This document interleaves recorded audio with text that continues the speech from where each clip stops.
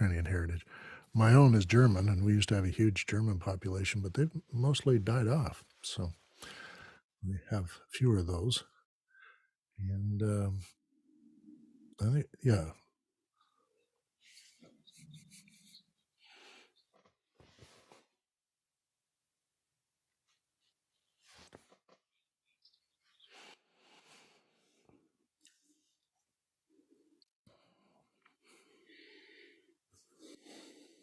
We're at crossroads in Edmonton as well for Indigenous populations, both from the far north and through the east-west corridor, and even from the States. So it's you guys have a melting pot America, while we have a sort of multi-ethnic culture up here. Everybody gets to stay distinguished and different, and we accommodate them. And when I'm riding the bus, I can count, say, 8 languages being spoken. So everything is spoken here. Wow. I'd call it a chilling pot a little later in the season. Okay, yeah. Flash freeze. That's right. We're freeze-dried up here. Freeze-dried. That's good.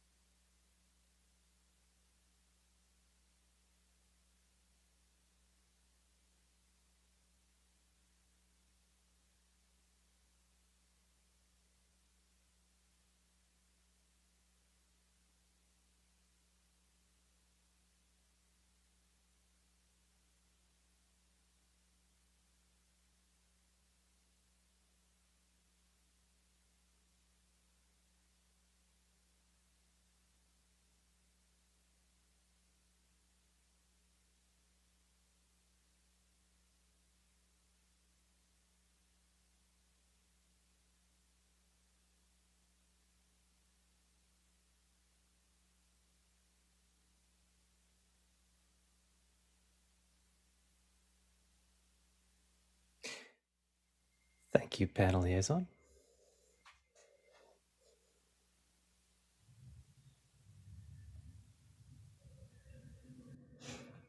Hello, and welcome to Office Hours.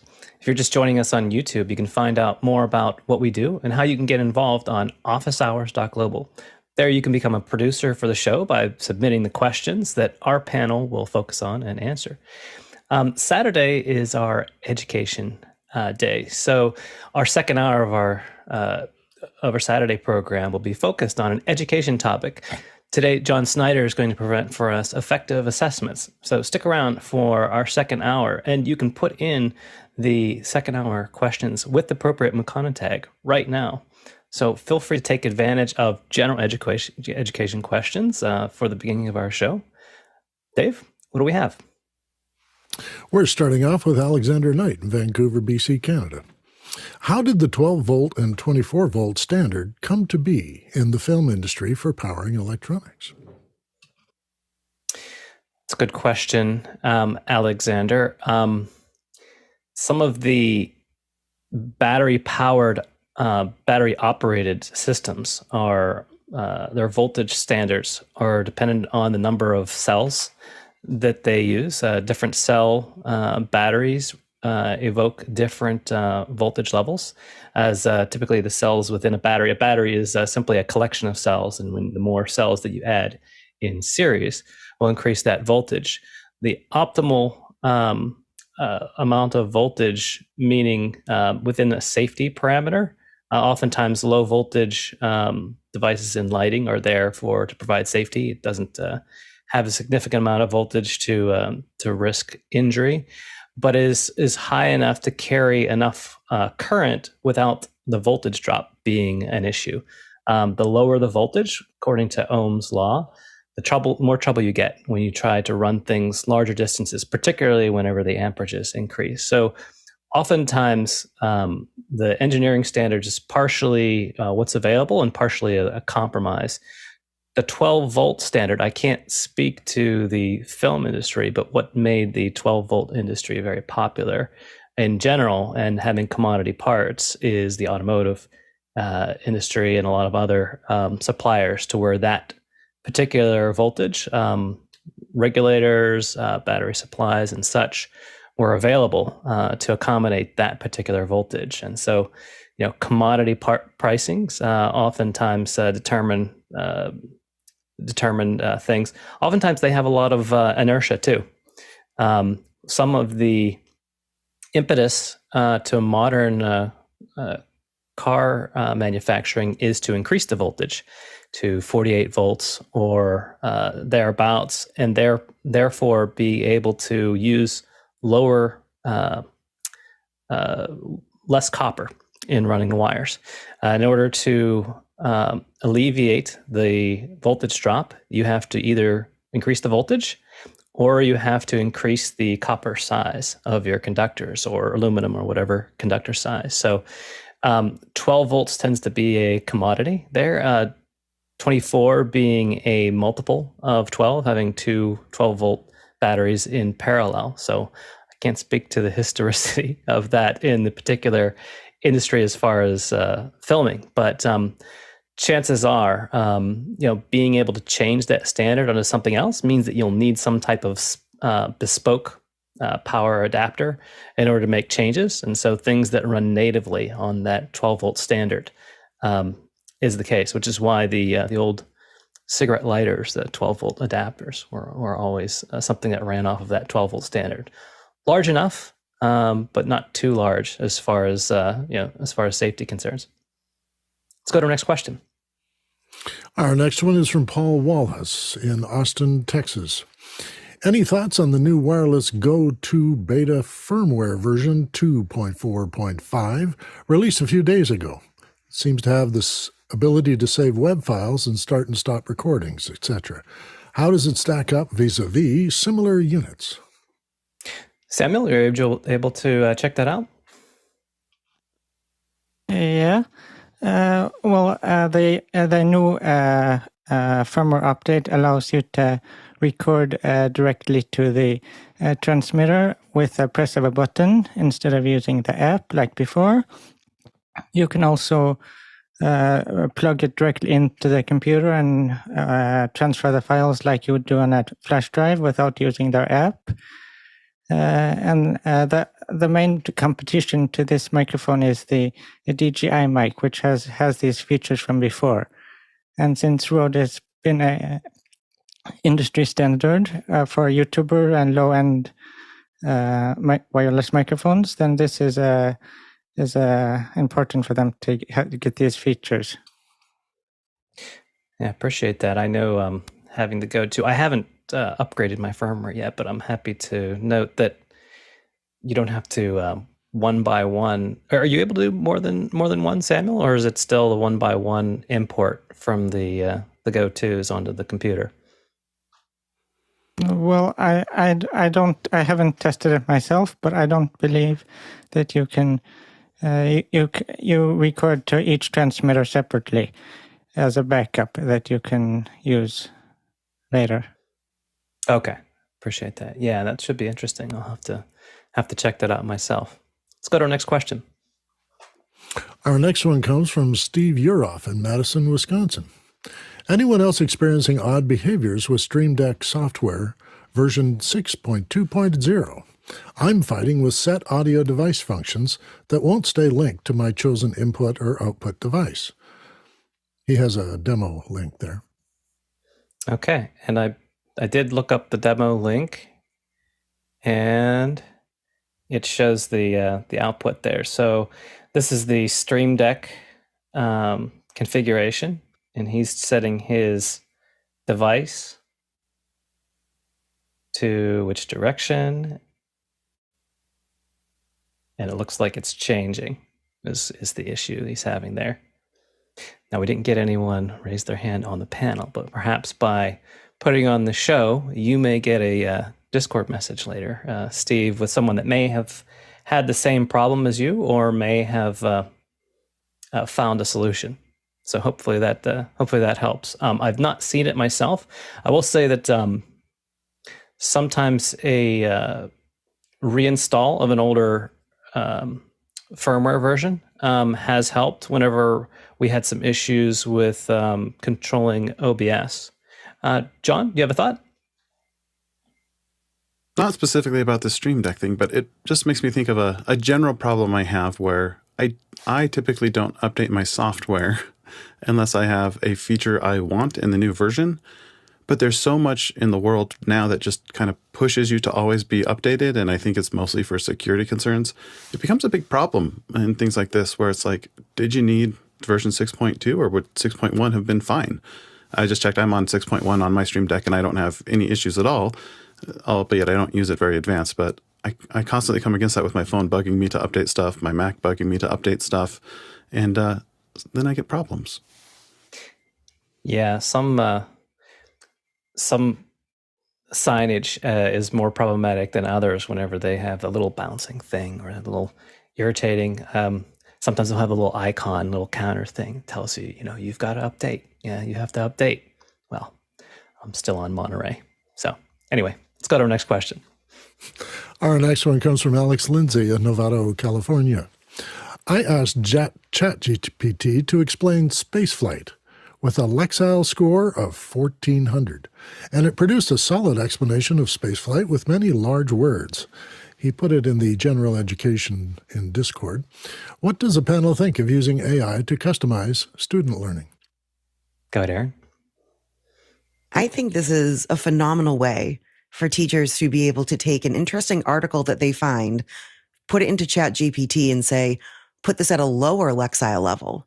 Because there are so many articles that I see from 4th, 5th, 6th grade texts that I would love to give my students, and only about 4 of them could maybe read it, but not for comprehension, but just read the words. So if I could knock it down just a bit for them to be able to understand it, but still get the bigger words with the higher and better vocabulary, I think it's fantastic. I know I've used it a couple of times for that particular reason. Because in a classroom, there's no one group of students that hits all the reading levels perfectly at the same time. So you do have to differentiate for your whole class. So I feel like this is such a great tool for teachers to use. And Eric, can you describe for our viewers and for me what a lexile score is? So a lexile score is the difficulty of the words that are in a book or a text. So I would love to say I know how it is scored, but there is someone that has really gone into it and they have leveled, I'm pretty sure, pretty much every book that's been around recently and incredibly far back as well.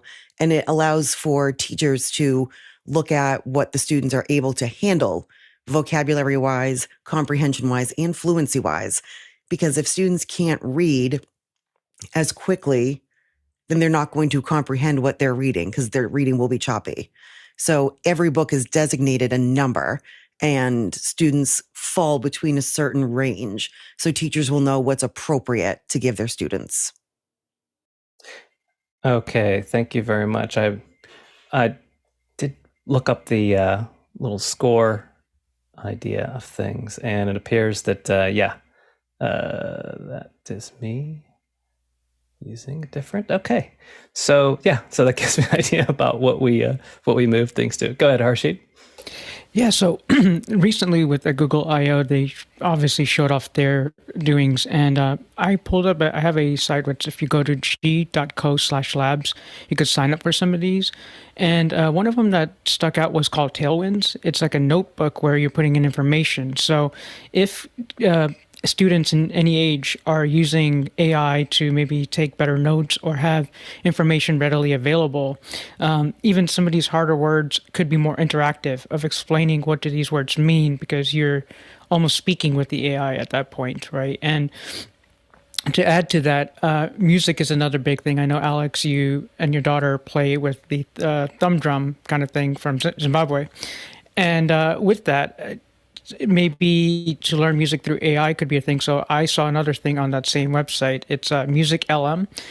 And you're basically using music models or AI models to help create music. So to make things more creative and to keep attention spans of children, and then even adults for that matter, I think a lot of these AI methods are definitely a helper, but we just got to remember that we utilize them often. The assistants like the S lady and the A lady and the A person, they're all similar. They do what exactly we ask them to do, but this is just kind of giving you one step forward with AI. Dr. Clark? My take on AI in education is that we need to encourage and support teachers to play around with AI. I think there's a lot of mixed messages out there. About half the articles I've read are scare articles about AI taking your job and ruining your laundry. And the other half are utopian ideas about how wonderful life will be when we don't have to write first drafts anymore. But I think that what makes the real difference is actual teachers playing with AI and seeing what their imaginations and their challenging spots in their teaching, ways of streamlining the things that they are already doing, or customizing, personalizing, adapting learning for students who are all different from one another. But they're going to be able to see possibilities for their own local situation if they are encouraged and supported to, quote unquote, play around with ChatGPT, for example. So I think that's where the opportunity lies. It's almost like another theme or mission for Education Hour, for example. Could we think about making this the place that people come with their questions and their success stories and their small victories about how they've begun to integrate AI into their teaching lives? And of course, children are even more creative and courageous than adult teachers are. So once the teachers get comfortable with AI and figure out boundaries and possibilities and ways of framing questions or invitations to AI to do things, then let's turn the middle schoolers loose and they're going to come up with 99 more ideas than people my age would. So that's my take. It's got a wonderful potential, but it also has the risk of reliving the history of the 1980s when there was a computer in every classroom, but it was in a closet because nobody knew how to do it, and we were afraid of being embarrassed because we didn't know how to make good use of it. There was a lot of excited talk about how the Apple IIe was going to change the world, and it probably did, but it wasn't early adopted and carefully rolled out in the schools, at least in Michigan, where I was at the time. Go ahead, John. I believe students want to learn, and they want to use tools that help them learn. And I think when we see things like Chegg.com, which was a social platform for tutoring for students, their results were disastrous this last quarter because their usage just hit a sharp decline as soon as OpenAI came out with ChatGPT. And there's almost perfectly correlated the rise of ChatGPT with the shrinking of Chegg.com. And so you see students who are finding ways to solve their problem in intuitive ways like ChatGPT and ignoring the ways that are prescribed like Chegg.com. And I think that's the challenge, is how do we create something for students that is easy for them to use and natural for them to use and encourage them to use it. And I think the future of learning is really going to be, and the future of AI is that personalization layer, where right now we're seeing the platform wars shake out, where there will be a few large models, I think, going forward that other people build on top of. And ignoring the ethical or the privacy concerns for just a moment, imagine a world where your student tutoring system had a profile for each student in your class, and it knew their reading score, it knew their math score, it knew how to customize the reading. So all the students are reading the same material at different levels based on what that person needs. And it could push each student to continue to grow without needing as much intervention from the teacher. I think those are the kinds of platforms that could make a huge difference in the future if we're willing to grow them, embrace them, and also make sure that we're not just trusting them 100%. Aaron. Just to jump off what you said, John, I thought that was you kind of sparked something. You made us think that teachers a lot are struggling lately with kids not wanting to read, at least at my age group, because the books they want to read are too difficult. The books that are too easy for them, they have no interest in.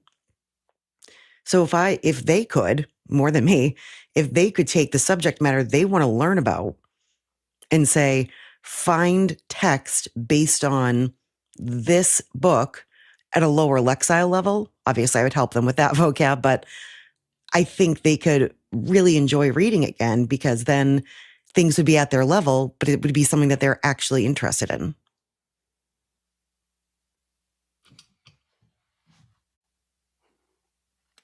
Oh, fascinating. And maybe a question for the educators. Do you see the AI working on the teacher's side as far as assessing what the needs, the abilities, and the interests of your students are? Maybe taking polls of what they've submitted, or maybe some type of summary or aggregation of their compiled works. Do you think that's something that might be useful? Go ahead, John. Yeah, it absolutely will. And I have a later question about Khan Academy's new bot that does some of this, and I don't want to step too much into the second hour, but I do think that artificial intelligence will be a really valuable tool, because right now, a lot of the way teachers are grading and assigning work is to make it easy for the teacher to grade it.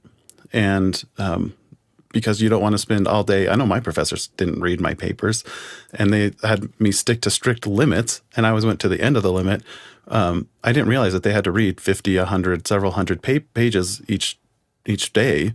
And so they tell you have to follow this structure because I'm too lazy to read it. But again, if you have a tool that's an assistant for the professor, where they can use that to help identify trends, patterns, and maybe surface certain parts of the paper to the professor, it can help aid in that grading without necessarily lowering the standard of the grading. Got Dr. Clark? I want to propose that we educators start calling artificial AI assistive intelligence rather than artificial intelligence. That focuses on the possibilities that you've got a free, intelligent, tireless assistant ready to help you do the things that previously you had to do on your own. Yeah, I appreciate that. It's without having to get into our next questions that are dealing with that topic. I think we had a pretty good run at this one. And thank you, Alex, for submitting the question. Just a reminder that we have a very competent group of educators as well as general technology practitioners. So it's a good time to submit your questions for the first hour and also for our second hour topic. Let's go to our next question. Our next question is from Alexander Knight in Vancouver, BC. Has anyone looked at the Opal C1 4K webcam? They claim it's the first webcam to offer DSLR image quality. What do we think about the sensor and 78-degree field of view? And he's got a link there. Go ahead, Samuel. Well, it definitely will not do DSLR video quality. It's regarding the depth of field, because it's only a half-inch sensor. It's probably a good camera, but it's after, according to my calculations, it's about 17 millimeters field of view, so it's quite wide. It's not too different from the InstaLink 360. Yeah, I think the DSLR descriptions are maybe a bit of a, sort of like the slap with AI. It's a bit of a subjective thing. I don't know about its dynamic range or other aspects, but certainly what people typically think about when they think of DSLR is that shallow depth of field. So the physics is not in favor of it. I had a quick look at the C1 Opal there, and the price point with it might be competitive depending on what you're looking for. You won't get the PTZ capability of the of some of our favorite cameras from I'm forgetting the one there, and you won't have quite the probably a little better than the Brio, but that one could be had for maybe a little better of a price. So I think it's a tough market as far as its pricing and what they're talking about, what they're positioning for the other devices that are on that market. Let's go to our next question. Our next one's from Alex Lindsay in Novato, California. How important is it to focus on the core aspects of school, reading, writing, arithmetic, versus many other subjects schools could do and cover? Go ahead, Aaron. It's just about how you balance all of those. You can still focus on reading, writing, and math, but put it into science and social studies concepts. I'm actually going to be starting a unit incorporating Pokemon into all aspects of my teaching the last 2 weeks of school, where students are going to design their own Pokemon. So that's art related. They're going to read about the different biomes they could live in. So it's reading and science. Math will be the measuring the heights and the weights, going back to the science thing about figuring out what type they are, fire, water, rock. I'm not a big Pokemon person, but my students are, so I'm running with it. But it's just the concept of tying in the reading, writing, and math to what you want to teach. So in science, it doesn't just have to be science. It can be math too. I did a lesson about 2 weeks ago about, we were talking about fossils and dinosaurs. And the question I gave them was, could you outrun a dinosaur? So we gave them measurements of smaller dinosaurs that were their size. I'm not going to make them run up against a T-Rex. Not going to happen. But the smaller things like velociraptors. And we figured out how long of a stride the velociraptor would have using measurements. So then I marked out, using the measurements, how far that velociraptor would have gone in 8 running steps. And then all of my students took 8 running steps to see if they could outrun the velociraptor. So they used math, they used science, and if you really wanted to map it out with social studies, you could. But there's ways to pull in everything if you're just creative enough to pull them all together effectively. Fantastic. Dinosaurs and Pokemon. I think I would appreciate your class, Aaron.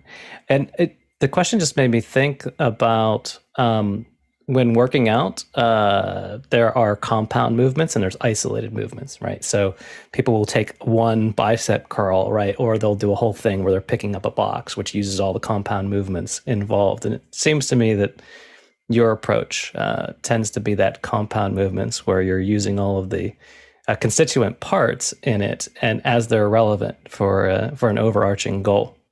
Go ahead, Chris. I wanted to go back to a theme that we've pushed many times on Education Hour, which is project-based learning. And instead of putting the skills separate of reading, writing, and arithmetic, for example, first, that's a kind of a Lego model of schooling where you provide the elements and then eventually you get to play with them, put them together, put the Lego blocks together. Instead, I think it makes sense to start with project-based learning at the kindergarten level. And quite naturally, we'll want to, those doing projects, whether they're group projects or individual projects, will need help with reading and writing and arithmetic, just like the example of the velociraptor. They're integrated projects, but the reading, writing, and arithmetic, I think it's a mistake. We've been making a mistake because they're rooted in an illiterate society 150 years ago, when the majority of the people in North America were immigrants and not literate. And there was a small minority who were the landowners and those who had the vote, and they ran the show. And then we became a society that required a more educated workforce, not highly educated, but not particularly critical, but competent in the basics, the 3 R's of reading, writing, and arithmetic.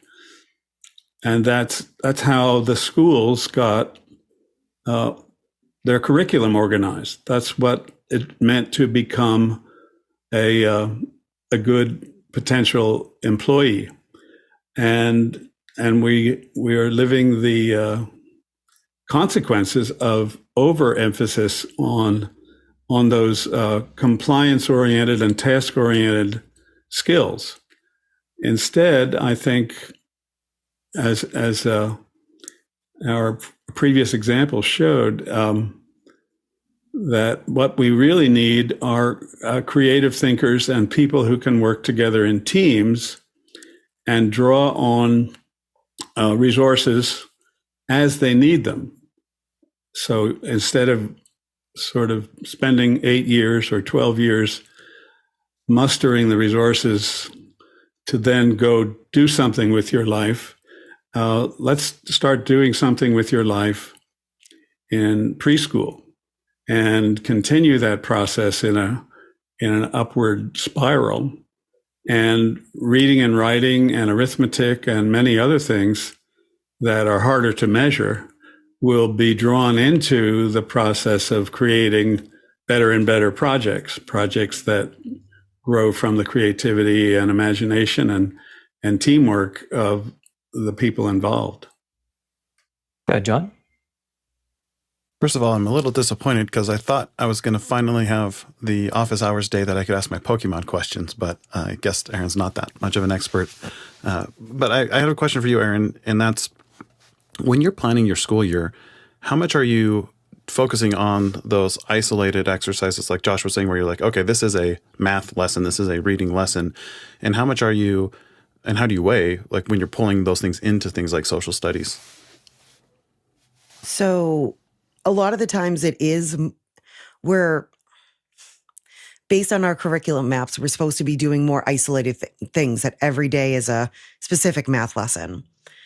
So I try to make sure my students at least have background knowledge on it enough so that at least 25 to 30% of my class understands it very, very well, so that I could do a project then. So really, I would say maybe it's like a week of isolated, and then the more accommodating activities can start to form then. So I try to pull in as much as I can so that we can get as much done as possible, because yes, we've been in school for 155 days, but there are so many things that I'm like trying to squish in before the math MCAS on Tuesday, which I know we'll talk about in the next hour, but it's trying to jam as much in as possible. So it's better for teachers to put in as many things as they can to combine them. So as many things that you can combine into science and writing, you're getting the better bang for your buck. Go ahead, Harshid. Yeah, so with reading, writing, and arithmetic, they're always a constant. And with that constant is for any individual. So I've known people that have developed, let's say, math braille to make it better for blind individuals to learn the math and to learn the concepts of what you're trying to calculate. And with the reading component and the writing component, we always have spoken about Strunken, I can't think of the word, but Strunken writing and other forms of writing, and to be effective in either the way you're persuading people in your Comp 1 paper or Comp 2, it doesn't make a difference, right? Or a research paper where, hey, I found this product and these are the elements that I found, and you could find this in this layout. So with the information that is given to people, yes, that we do need to focus on those cores, but we're, I think, transforming into more of a computing world. So having children learn computer science at a young age, for example, such as having them program off of a, I can't think of the name, but the little computer, the pies. I can't think of the other name of it. But when you program those, they're learning different concepts about how they work. But then we also have spoke about project-based learning.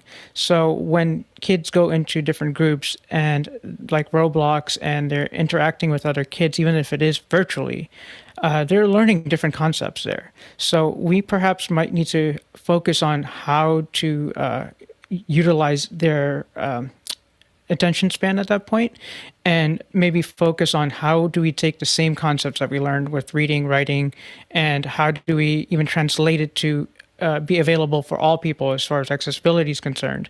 But then how to take that same concept and just reissue it into a different sandwich, right? Everybody loves your grilled cheese sandwich, but maybe you might want to sub now because it's time to change, and the information is going to be quite the same, but how do we reach their mind? Because we want our children to be smarter than us at the end of the day and to change the world. So that's some ways. Yeah, fair enough. Was it Raspberry Pi? Raspberry Pi, yeah. Thank you. Okay. Go ahead, Dave. Yes, and I wanted to put a footnote on. Hershid was referring to William Strunk Jr. and E.B. White's The Elements of Style, which is a style guide for people who write.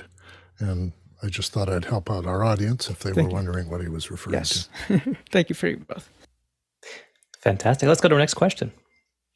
Our next one is from John Snyder in Reno, Nevada, and also on the panel today. Should I use more than one outlet for my home studio if all of the outlets are on the same home circuit, and why? Go ahead, Dave. I'm going to help you out here a little bit. There's math involved. A 15 amp circuit usually carries about 1,500 watts if you're at a 110 level.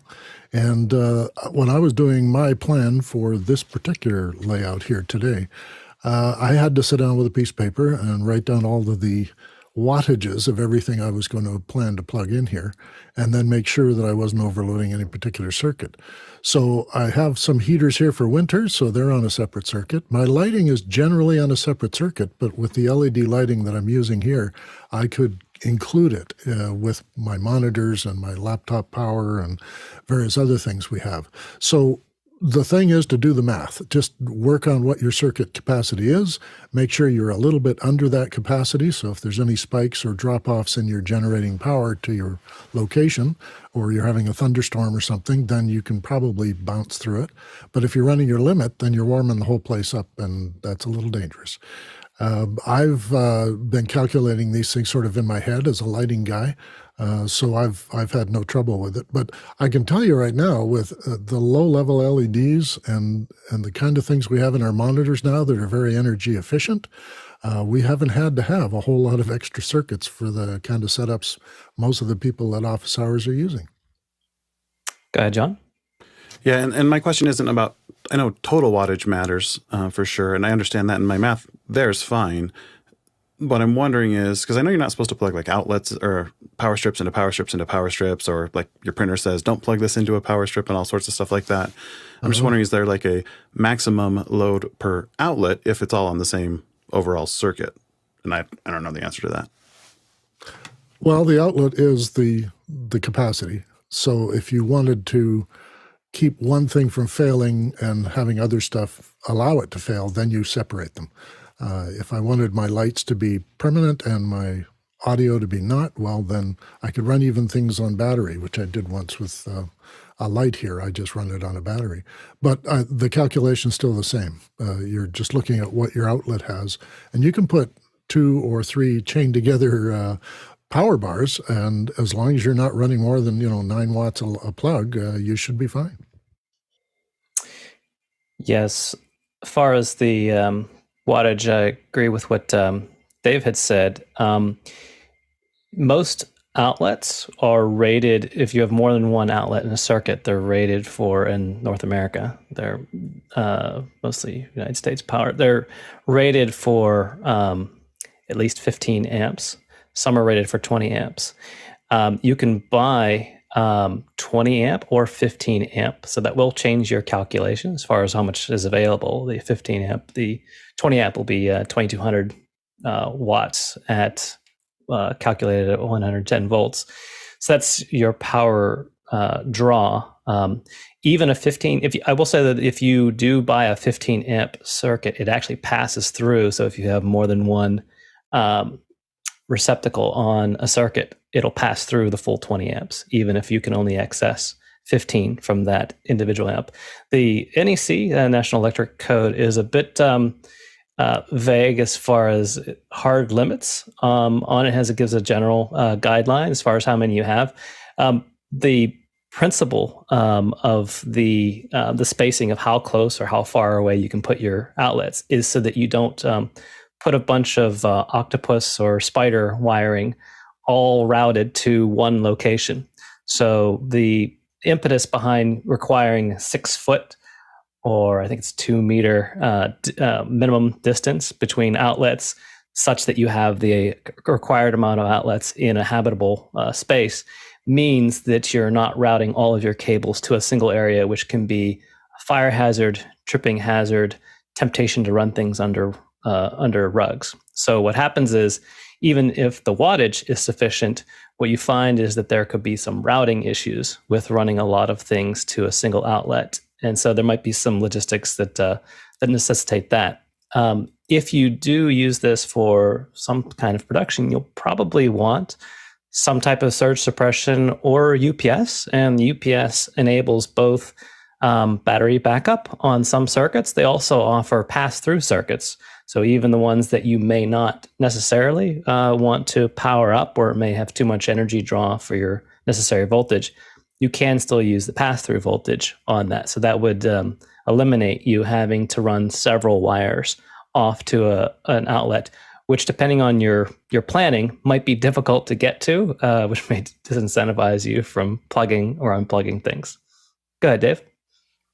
I think one of the other aspects here, and it just occurred to me as you were talking, that circuits and outlets are are different things. And in my home, we discovered so many of the circuits that I had in some parts of the house were connected to power sources and the same circuit in a different room.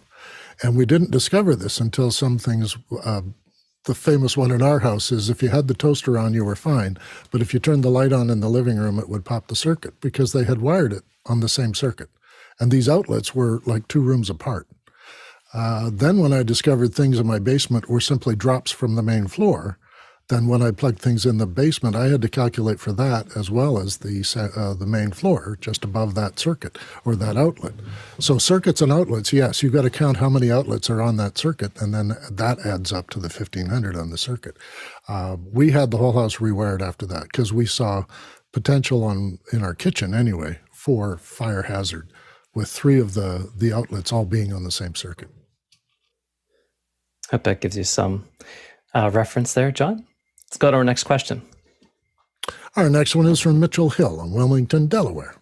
What is a mini room, and why do striking Hollywood writers hate it so much? Go ahead, John. Yeah, I'm not super educated on this, but I was reading a little bit about the writer's strike last night, and there's a great article from /film that we'll put into chat about the strike. And it seems that a couple of the main themes for the strike are, and this is me trying to be unbiased, the article is definitely pro-strike. The writers really want to preserve writing jobs. And part of that is, as a result of the last writer's strike, some productions started using mini rooms, which is a way to have writers write the story with a smaller crew of writers before production. And as a result, the writers aren't involved once production happens, and that saves costs for the production company, but leads to lesser writing. And so one of the goals is to get rid of the mini rooms because writers feel that they are pressured to do more work with less time and less pay, and they end up with a worse product as a result. But a lot of the other things that they're arguing about are essentially ways to ensure that there is an adequate number of writers for each show, including things like negotiating how to use technology like ChatGPT or what to do with the residuals. I think where I struggle to empathize with the writers myself is the world moves on, and with that, with the advent of technology, business models change. And to say that with the advent of streaming, the streamers basically pay a lump sum up front, and that creates a lot more security for the writers because they get paid more to start, but they don't get the residuals from the show in the long term. And that's a point of contention is writers make a lot of money on the residuals sometimes, and it's really hard there's a lot of struggling writers. The fact is, part of getting paid more up front is that security, and security comes at a cost. It's the time value of money. And so it's going to be an interesting back and forth between the Writers Guild and the production studios to see how it happens. But that's what my understanding is at this time. All right. Thanks for checking that out, John. Hopefully that gives you something to chew on. Mitchell, let's go to our next question. It's from John Snyder in Reno, Nevada. Have you seen Khan Academy's AI-based chatbot, Khanmigo? Is this the future of tutoring? Go ahead, Aaron. So I was not able to watch the video because I was here and I didn't want to listen to 2 things at once, but I threw the prompt into ChatGPT, summarize and give 5 talking points about this video, and I gave the link. So first of all, love that. Absolutely love that. So I did try to check out the Khanmigo, and unfortunately there's a waiting list right now, so I can't even attempt to check it out. But I do think that AI, as Dr. Clark says, assistive technology or assistive intelligence, I think it definitely can be a great stepping stone. I think the tech companies have to walk a very fine line between allowing students to just say, write a paper about this particular topic, and teachers assigning something that generic that students could just Google or throw into an AI system. But I think for the concept of tutoring, I think it could be really helpful because it could allow the AI to analyze the student's performance and give feedback a lot quicker than a teacher could for a room of 21 to 30 students. They're able to get quicker feedback with something like AI. So I think that's going to help identify areas where students are struggling. And then if there was some way for it to give a report back to the teacher that, hey, you know, Johnny was working on this. He did great on these 5 things, but totally tanked in this. You know, this is a way you could solve it. Just to give the teacher at least some sort of idea of how to help them out if they're not sitting with them, working one-on-one with them. I also think this would allow students to work more independently and take out some of the extra paperwork that teachers have to go through, because I know a lot of teachers are feeling burnt out right now. And yes, sometimes it can be the students just trying to make sure that we're covering all of our bases, but a lot of it's just paperwork and meetings. I would say if I could give up all paperwork and meetings, I would be a much happier camper. So if an AI is going to take away at least some of that for me, I'd be forever grateful. Would you like to weigh in, John? Yeah, this particular chatbot is really interesting in that it's modal. And so when it's in student mode, it doesn't give the student the answer. The student can ask a question, like a math question, and it will give hints first. And it will get progressively more hints. And then if it does have to give the answer, it explains how it came up with the answer itself. So it said, here's how I knew to do those steps, which is a thing that most of these chatbots don't have yet. And how they do that is they actually have the answer run through the bot twice on the back end. And so it's a chatbot spits out the answer, and then the chatbot reads the answer and reinterprets the answer. There's also a teacher mode, and it's specific for teachers to help create lesson plans and that sort of stuff, all designed around a education-focused language model, which is a kind of neat way to put all of that together. It's really worth a watch. It was David Paskin put that in our Discord channel last week, and I thought it was fascinating. It's a brave new world. Let's go to our next question. Our next one is from Alex Lindsay in Nevada, California. What do teachers do over the summer to prepare for the next school year? Good, Hershey. Keep learning. Dr. Clark? Well, teachers do all kinds of different things, but I put them in 4 categories. One is recover. And anyone who's been through the spring semester in schools as an adult knows that it requires recovery. It's running a marathon while carrying a suitcase. So there's a recovery period. It could be longer, it could be shorter, it could be as far away from the routines of the school year as possible, or it could be a variation on that, on the school year. Staycation, so to speak.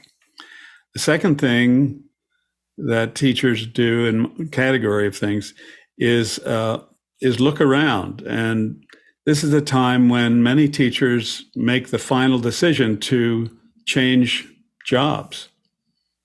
They don't want to spoil their final weeks or months at their current school, but they're looking for a place that they hope will have better conditions for them, better support, and so forth. So a lot of principals and personnel people in school districts kind of dread the month of June or July, because that's when the resignations start to trickle in, because teachers have decided to move on to what they hope will be a better situation.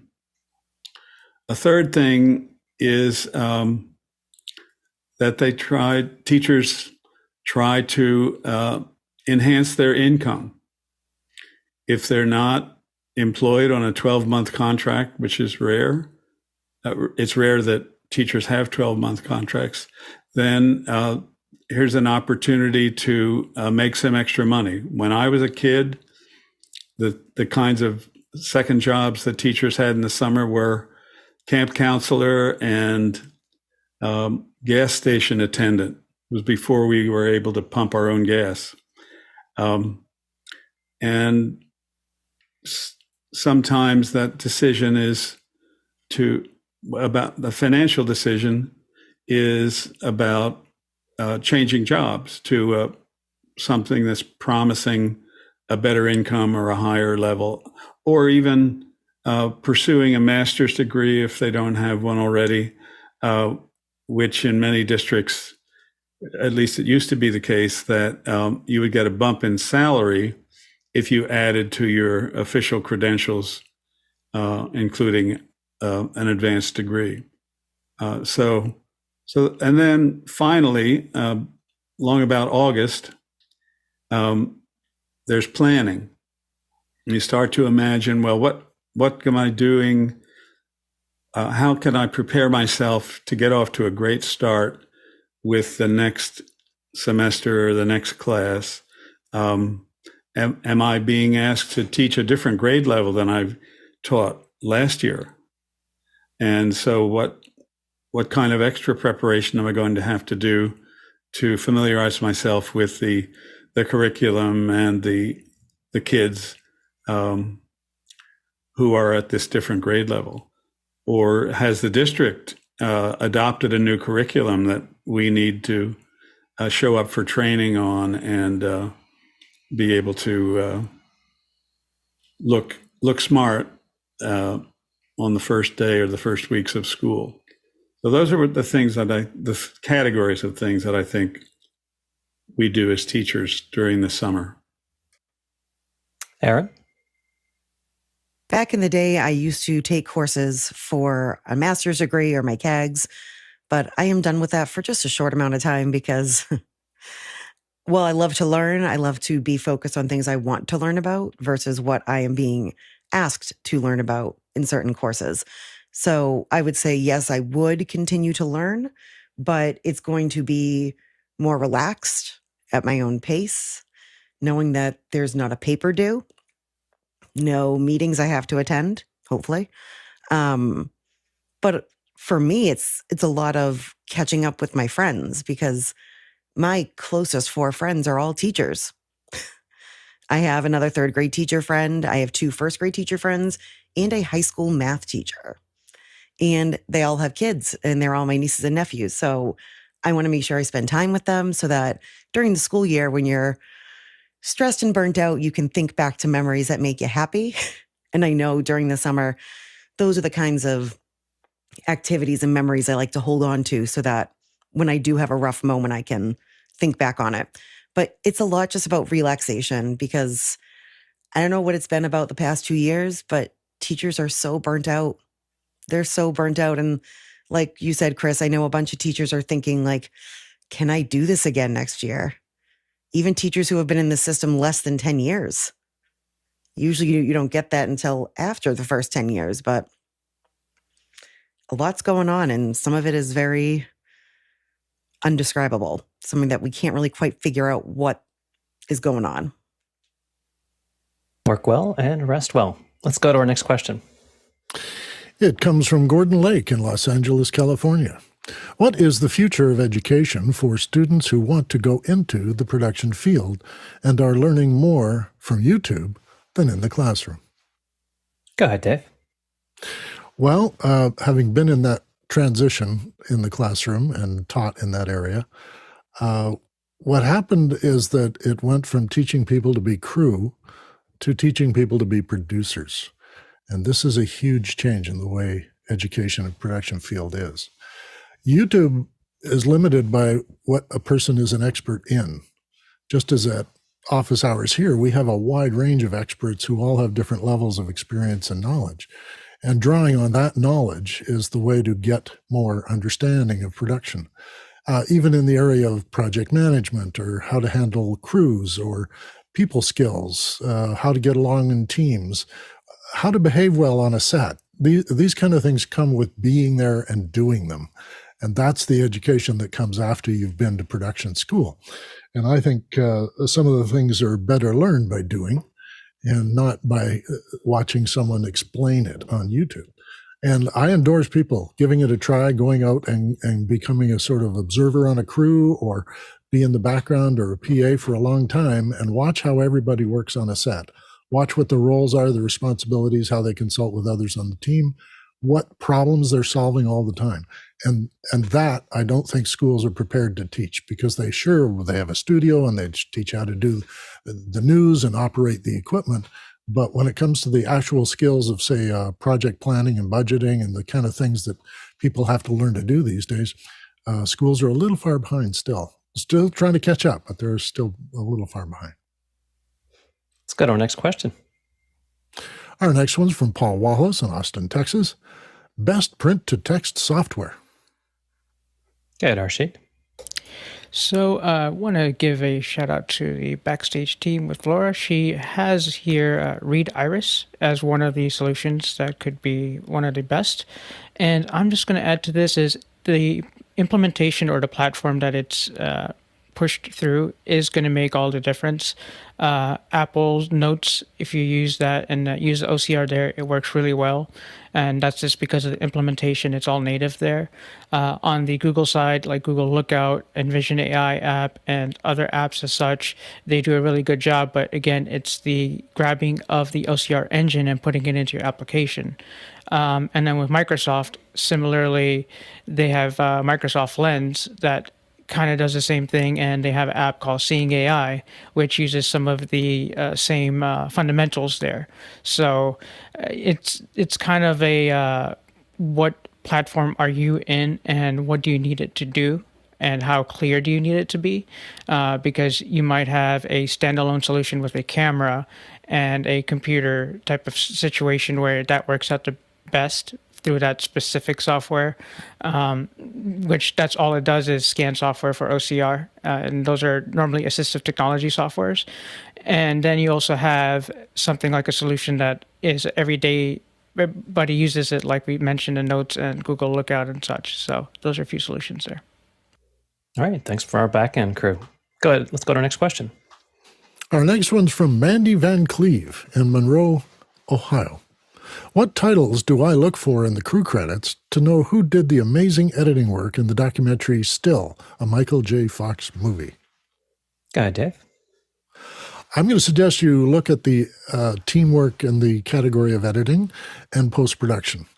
The number of people who edit in a large project sometimes can be a long list, but in many cases with documentaries, the director or the person who wrote the documentary and as well as some of the edit team that they brought in are all part of the production team way before in the pre-production and the planning. But yes, the edit section is usually quite distinguished. It's not way far down the list, but it's in there. And if you just keep your eye open for edit assistant, post-production editing, and production services, you'll find many of the names of the people who did all that great work. Let's go to our next question. Our next one's from Douglas Carmichael. For a larger complex system like the OH2 rack, would you ever use in-rack cooling systems to avoid overheating, or rely on cooling the space itself? Well, I believe some of the factors that determine that was your ambient temperature, your distance spacing between individual items in the rack, as well as the what the temperature draws for different devices. However, I would encourage you, though, just a preview on next Friday, we will be having a discussion about how office hours works. So perhaps that might be a good thing to throw in for some of our back-end professionals for that show. Let's go to our next question. And our next one is from Aaron Graham here on the panel and in Boston, Massachusetts. How has the panel used ChatGPT in their own fields? Go ahead, John. Did you just say my name, Josh? Sorry. Go ahead. My headphones blinked out there. Sorry. My favorite thing to use it for is for writing multiple choice questions. Multiple choice questions are, it's not always the best way to test or assess someone with a quiz, but sometimes they're the right thing. And it's hard to write a question well because you want all your answers to be realistic, about the same size, and filter out whether or not the person actually learned the content. So one prompt I use is, You're an instructional designer at a hospital call center. You use simulations and realistic scenarios to build a quiz to measure students' ability to apply the course topic. Create 5 multiple choice questions, each with 1 correct response and 3 distractor responses. Base the questions on the following topic. And then I put the topic in instructions. The distractor responses should be of similar length to the correct answer. All responses should be based on real-world scenarios that force the learner to choose the best action to take. There should be 3 good options with a 4th correct answer that is better than the others. Explain why. Dr. Clark? Ooh. I'm impressed with the way John has jumped in to using AI as his go-to assistant for multiple choice questions. I must confess that I used AI, a formal AI system, for the first time yesterday. So I'm fresh from an initial experience. It didn't happen to be ChatGPT. It was one called Pi, P-I. And to experiment with it, I wrote a little paragraph describing a project that I've been involved in, which aspires to change the narrative about teaching to something that's more reflective and more positive, reflective of reality and positive about taking the point of view of the teacher and what they contribute and what it takes to do that. So I asked the assistant, Pi, to give me some suggestions about how to interview teachers in a project I call Ordinary Teachers Having Extraordinary Moments. So the idea is that most teachers don't identify with the super teachers who are sometimes portrayed in films, Dead Poets Society and so forth, saying, well, that's very impressive, but I'm not Robin Williams, or I'm not the teacher on whom that screenplay was based. So I can kind of dismiss that, say, wow, it was impressive, but I'm never going to be that person. Instead, what I'd like us to find are models or examples of ordinary teachers, teachers who call themselves ordinary, think of themselves as not superstars, but several times a year, I bet, those teachers have extraordinary moments. And I want to hear those stories, those small victories, as what's called in the title of a book on a theme like this. And so I asked this art AI, what kinds of questions, interview questions, might I use to elicit some of these stories of extraordinary moments when I talk to ordinary teachers? And it was very chatty and conversational. I was impressed with the sound of the text that came back right away, of course. But it wasn't too scarily immediate. It was more like the kind of pause that you get when you're asking a friend a question like this. They'll say, well, let me think about that for a minute. Here's what I think. And we carried on a conversation of about 4 turns. It was very supportive. I think that was a kind of a built-in positive bias. It wasn't critical, or it was very complimentary about what a great idea this is. And, I think you're going to do a lot of good with this. So it wasn't all technical and substantive and showing off its speed and sophistication. It sort of did the human thing, which is say, that's a very interesting idea. Let me think about that. Now, if I were in your shoes, here's one of the ways I would try to elicit some of those stories, invite those teachers to tell the stories.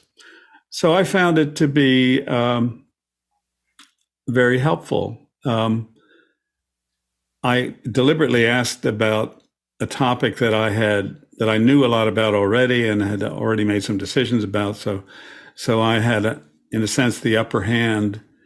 I wasn't a puzzled novice with regard to this topic. But I think that may be something I learned and ought to be passed on to others, that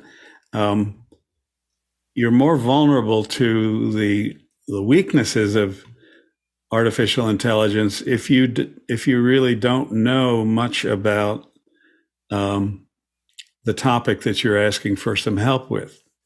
What I am looking for is a boost of about 10%. I want to go 10% beyond what I'm already capable of doing on my own. And if AI can help me do that, that's great. And I feel comfortable with that, rather than saying, well, I'm going to give it over 100% to the AI because it's much smarter and faster than I am. So I'm thinking about it as icing on a cake that's already baked to my specifications. Now let's take it up one half level. Thank you, Dr. Clark. When we get our ChatGPT panelists, we could ask them that question. Thank you for everyone that has contributed for our first hour. Stay tuned, though. We're going to go right into our education hour immediately. As soon as we have some of our announcements, you'll not want to miss next week's program. It's just been pushed out in the email for today. But our Monday topic will be the business of theater. Several of our native theater individuals or our members here in Office Hours will be talking about how they make the financial sense of theater. So you will not want to miss that. On Tuesday, our graphics day, the Pixel professor Nick Jesterson is back with live camera and lens tracking for visual production. Wednesday, we have a special treat with Kilohertz Phase Plant, of a fantastic presentation that you'll want to see for there, some synthetics that they're using for audio. Our video day, HDR Glass to Glass with Michael Dresden and Jim Toten, as well as our Friday, How Office Hours Works. So if you'd like to find out about the nuts and bolts of how Office Hours works, tune in for our Friday's discussion. And now we'll move to our education hour. John, what do we have today? Thanks, Josh. Today we're going to be talking about how to effectively assess your students' learning. We're going to start with a panel discussion. So panelists, if you'd like to share your perspectives, I have a couple of questions for us as a panel. And so just raise your hand on that panel question. And I'm wondering first, my very first question is, what's your first thought? Well, we already have a bunch of hands, so let's just get into it. Erin, why don't you go ahead? So the title of this is called Effective Assessments, and I'm going to jump right on my little soapbox here and say that standardized tests are not one of them. I could keep going, but I know there's other people that want to contribute because I could take a whole hour to talk about just that. So that's my 2 cents. But I guess if I want to put something positive in, effective assessment is knowing your students, knowing what you've taught, and seeing how they can show you what they've learned. Doesn't have to be a formal test, does not have to be even a project. It can just be based on observation. Thanks, Erin. And yeah, I'm hoping our conversation can go beyond standardized testing. I know my kids were in 2 weeks of tests as a 5th grader, which was when I was shocked to find that out. But Dr. Clark, what is your thoughts on assessments?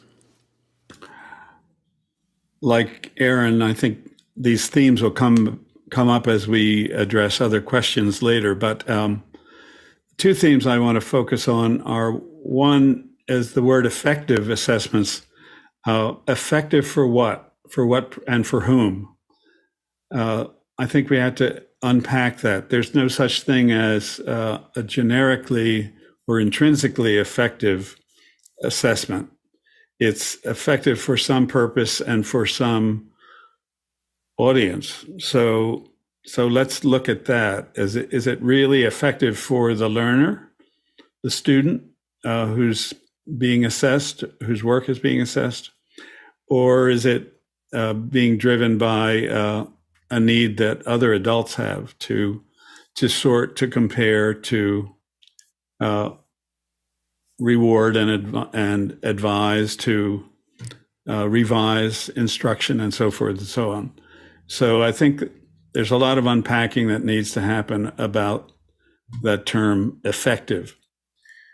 And then the second important idea to me is that throughout schooling, certainly throughout my schooling, the idea was that of assessment was that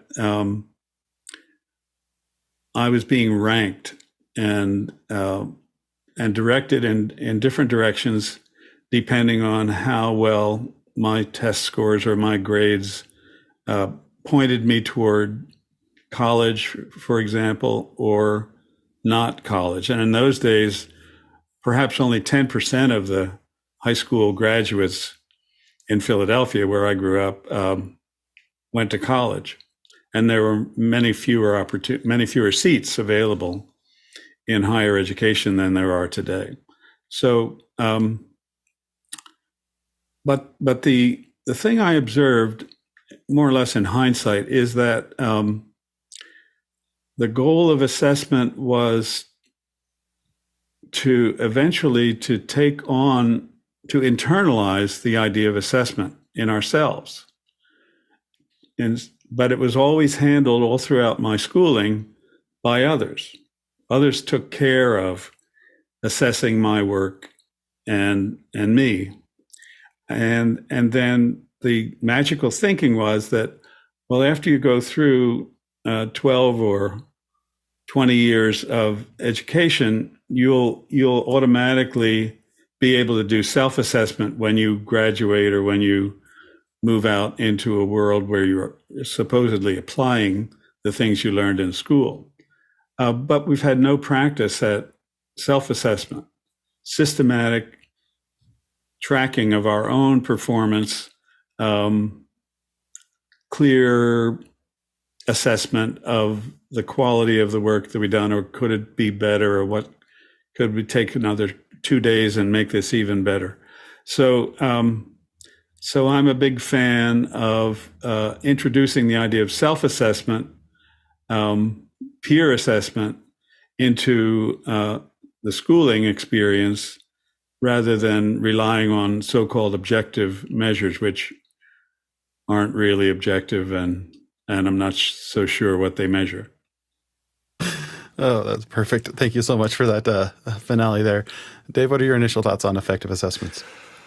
I was really interested in this because I've had to do assessment both in the classroom structure and also in business. Being a project manager managing 25 staff, I had to assess them every year.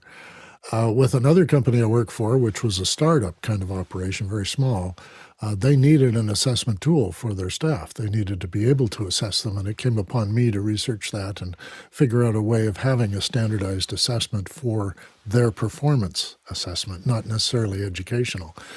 But the hardest thing I ever had to do was assess students and how they performed in the class, and also whether they were learning what we were teaching. And I think that's the biggest challenge for me is it's an effective assessment if you can determine that they did learn something, that they have captured the skill or they know this subject. And that would be where assessment is effective for me. Assessing people just to grade them or, as Dr. Clark says, rank them, seemed to me to be unproductive. So I'm willing to go and see what other people are asking, but this for me is a fascinating subject. Yeah, it's interesting. Several on the panel focused on the word effective there. And I'm curious if we can keep on this panel discussion. What do you think it means to be effective, and who gets to decide what effectiveness is or how? So we'll do another round here, but while we're waiting for our panelists to raise hands, I want to say to our producers, if you have questions about assessments, make sure you put them into our chat. Over the course of the week, we had Jason Robert Shaw put some questions into Discord, so I've put a few questions in there from our Discord channel, and they start with the word Discord. Because he said he would hope he'd join us today, but he wasn't sure.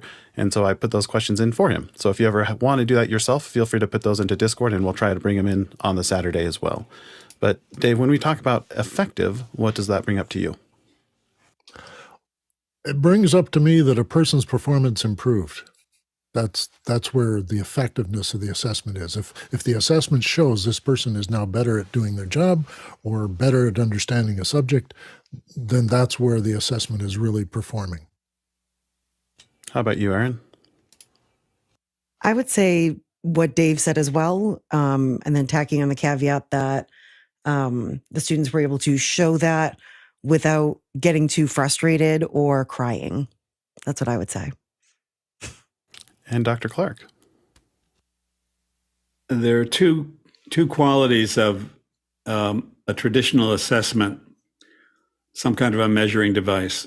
One quality is called reliability. And that means that the results that you get from using that tool, a test of some kind, a measure of some kind, are consistent. If you measure the same people time and time again, over relatively short periods of time, the results won't be dramatically different from time to time. So it's a reliable measure and tool. The second quality, and much more important quality, in my opinion, is validity. And that means that the instrument, the assessment, actually measures what you say it measures. And that one is impossible to calculate. You have to guess about validity because learning is invisible. Performance is not invisible, but learning is invisible. And that's what we're making an inference to. We're taking a performance of some kind and inferring that, well, that shows that you must know something that you didn't know before instruction. But it could also mean, in the case of a multiple choice exam, for example, that you were a lucky guesser, or that the exam, the tool for assessment wasn't really too challenging. It was kind of obvious that the distractor items were stupid. You didn't need to be able to recognize the correct answer. You just needed to recognize that the other three were beyond the pale. They couldn't have been correct. So it could be a flaw in the assessment tool itself. But regardless, I think the other complicating factor here is that we treasure what we can measure. And the more simply and quantitatively we can measure it or express it, the more confidence, misplaced confidence, I would say, we have in the importance of that measure or that assessment.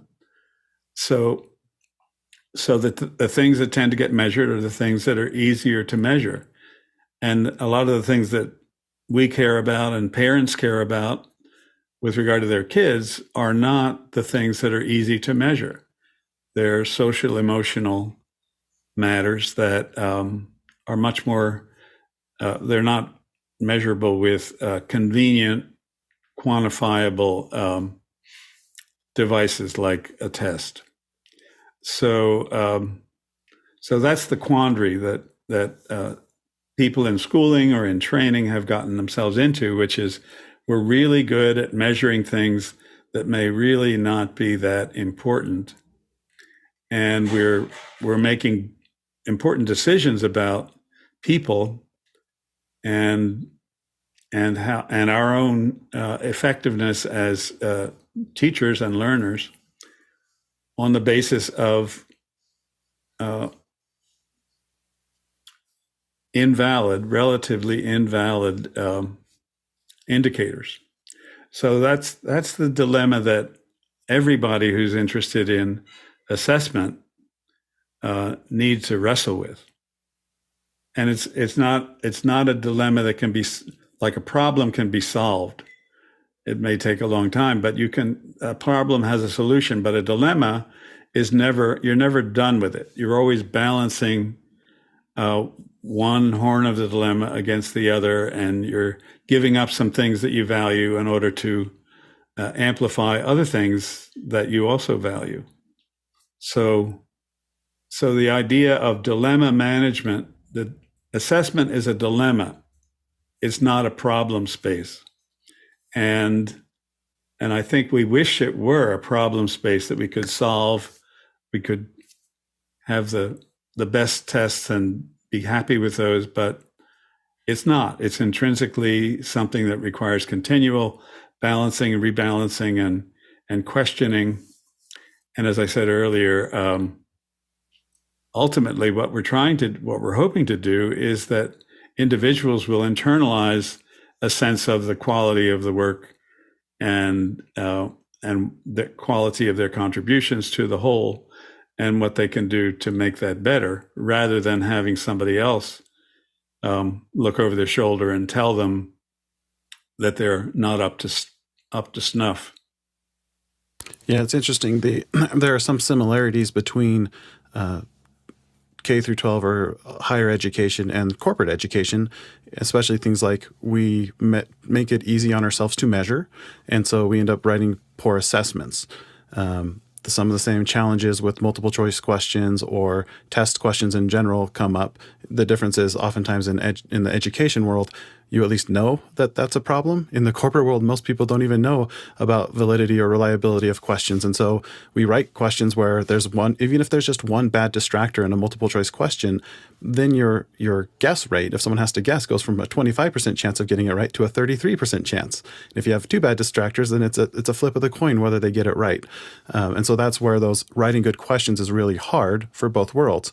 Where it's different is in the corporate world, I don't care a lick about what the people learn. I care what they can do. Because if I don't have to train someone, then it doesn't matter. They need to pass the test. And they need, more importantly than passing the test, they need to do the job. They need to be able to successfully perform the behaviors I need them to on the job. Whether or not they feel it or they learned it, they need to do it correctly within a certain level of scope. And that sounds insensitive, I guess, but that's the reality of it. Is I need people to do work, and so that's what I'm trying to educate on, and how my assessments change because of that. Dave? Just to go on a completely different departure here, won't do it for long. I had the opportunity when being the video producer of instructional materials for the Faculty of Education here, there was a professor of educational psychology whose task, all her grad students got the task of assessing an assessment test.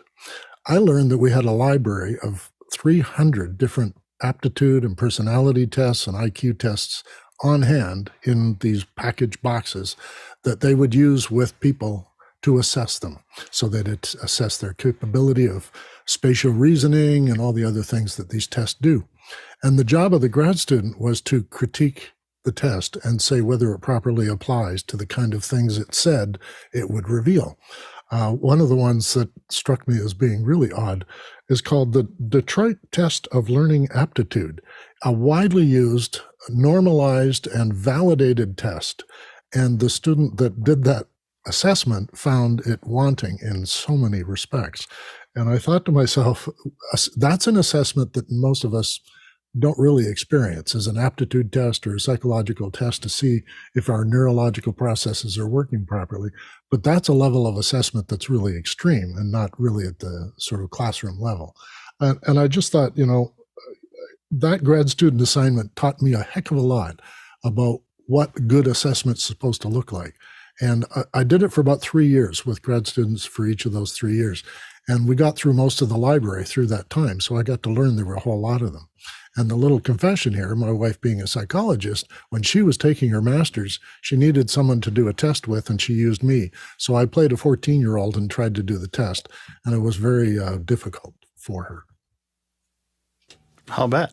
Aaron, what did you have to say? So just to as I'm listening to everybody, I think for me, the most effective concept of assessment, when I think of the word effective, is how can I see what they know, regardless of age, regardless of IEP, 504, anything like that. If I taught area and perimeter, can you show me in some way that you understand it? Maybe it's you describing something to me, how you would solve the problem. Maybe it's me listening in on that student teaching the another student how to do the problem. It could be that someone builds something. It could be that someone graphically designs something. So something that's effective is going to be for the students to show us what they know. Sometimes that's not easy for teachers because they want to give them all something that is basically in their curriculum or something that they can take home and grade quickly so they can do a check that, oh, they know how to do area and perimeter, but can they actually do it? Or did they just do a quick checkbox? So for me, effectiveness really isn't a physical test, because if you came into my classroom, and you ask any of my students, they would tell you, Miss Graham doesn't give us tests unless the district tells her to. So there has never been a test that has passed their desk, their Google Classroom, that is a test from me. Because to me, everything's a test. It could be a Blue-Kit game where they're doing multiple choice questions. It could be them drawing something out, explaining something to somebody. Because when I was younger, and probably still to this day, I'm not a good test taker. Even with the multiple choice, I know the distractor answers, but then I get a little tongue-tied between the two that are kind of close. So for me, papers were the way to go, because I could explain, I could be verbose, I could really get into my thoughts about the topic. Some of my students are like that. Some of them want to talk at me, and I'll sit there and I'll let them just share what they know. And because one of my students has difficulty with reading and writing, and they'll say to me, but I know the math. Can I explain it? And I say, I will write. You tell me what to write. And their answers would rival a teacher's. Actually, they probably explained it better than I did. So many times I actually have that student sit in the back of the room once I've given an assignment and said, if you have a question, go see them. If they don't know, come see me. So, Erin, are you using different types of assessment for your different students for the same content? Oh, absolutely. Absolutely. I just want to make sure that everybody can show me what they know without being frustrated and overwhelmed. If a student can't draw out something for area and perimeter, but they can tell me about it or tell another student how to draw it, but they can't draw it themselves, great. Because everybody in their jobs isn't doing every single piece of it. They're doing a chunk of it. Somebody else is doing another chunk. Unless you're owning your own business where you're doing everything, you have people to help you to do different things, to accomplish the same goal. So what's the goal of learning is acquiring knowledge. So if you can acquire knowledge in different modalities, why not? Awesome. We're going to dive into our producer questions next. So remember that you can put in your questions through our Mukana chat question box, and you can vote up and down the questions that you would like to hear answered in the order you want them answered. Dave, what's our first question? We're starting with Douglas Carmichael. In the age of ChatGPT and its ilk, should teachers focus more on progressive assessments during the life of an assignment instead of just assessing the end product? Dr. Clark? Yes. I love the idea of progressive assessment, as Douglas terms it. It's one of a dilemma that teachers face, which is we have so much material to cover and so little time. And so what we wind up doing or feeling pressure to do is touch lightly on the many topics that are called for in a curriculum, instead of taking the opportunity to go more deeply into some of the big ideas of this subject matter. So in this case, and take the example of the teaching of writing. In my experience, when my students wrote papers for a class or a course, a lot of the ink was still a little bit wet when they turned them in. It was first draft material done very close to the deadline, or maybe slightly behind the deadline. And so a first draft, as you know, is not as good as the second draft. And this process of revision is what makes okay writing become better and better writing. So my preference in designing assignments during a course is to have every assignment done 3 times. And of course, you can't do as wide a variety of assignments with that kind of a schedule. But what you do is you do a first draft version of it, and you turn it in, and you get feedback on it. But then your job isn't to file it away; it's to make it better. In 2 weeks, you're going to produce something that's a better version of what you were able to do the first time through. Maybe incorporating some of the feedback, maybe deciding not to incorporate it. That's you're the author. And then let's do it a third time, just to be sure we've squeezed every possibility out of this. And I think that's the way the real world works as well. That the goal is not to produce as many widgets as possible, but to have some quality control about it, to keep working on it until it's as best as we can possibly do. So that would be my answer to Douglas Carmichael. And I think it was relevant before ChatGPT, and I think it's even more relevant today. Thanks. Aaron? Absolutely. Most teachers, especially in the K-12 realm, are looking at assessments, doing what are called formative assessments. So we're taught in our education classes in college that there are 2 types of assessment, formative and summative. Summative is the end of the unit, like final test, final assessment. Informative is throughout. So summative is very formal, whereas formative is very informal. So for that, you can do observations, you can do games, you can do regular classwork. That is considered an assessment, and a teacher can look at that data and say, ooh, they have no idea what I'm talking about. Let me change up what I'm doing. Or they already know this. Let's just move on. So in the concept with the ChatGPT concept, I think I'm trying to figure out how it's going to be altered there. But I think going back to what you were saying, John, earlier about your prompt that you were talking about in the last hour, I think using something like that could extend their learning. But overall, I don't think something like if you're going to give an assessment that you can throw the questions into ChatGPT and get a really quick answer, shouldn't be something that's an effective assessment at all. Yeah, I wonder if what Douglas is talking about regarding ChatGPT is if your assessment is an essay, ChatGPT makes it very simple for students to pass an essay without doing the learning, or, well, they are doing a work. It's probably not the work the teacher is expecting. And for that, I think it's really helpful to encourage students to use tools like ChatGPT, but have as part of that step in your learning process is have them share what they used in ChatGPT for and evaluate ChatGPT's response. And say, yeah, I used that ChatGPT for this paper.